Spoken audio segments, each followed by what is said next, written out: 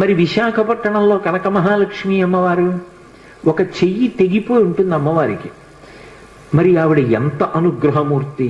అసలు ఈ మార్గశీర్ష మాసంలో విశాఖపట్నంలో కనక మహాలక్ష్మి అమ్మవారి యొక్క దేవస్థానం ఇసకేస్తే రాలదు, అంతటి అనుగ్రహప్రదాయిని.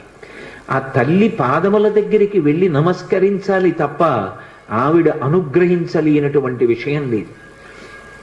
ఈ మధ్య కాకినాడలో నాకు అత్యంత ప్రాణ సమానమైనటువంటి మిత్రుడు, అతన్ని గుండె ఆపరేషన్ చేయడానికి థియేటర్లోకి తీసుకెళ్లారు అని చెప్పి డాక్టర్ గారు నాకు నా ఫోన్కి మెసేజ్ పెడితే, ఆయన్ని రక్షించుకోవడం నా చేతిలో ఉంటుందా?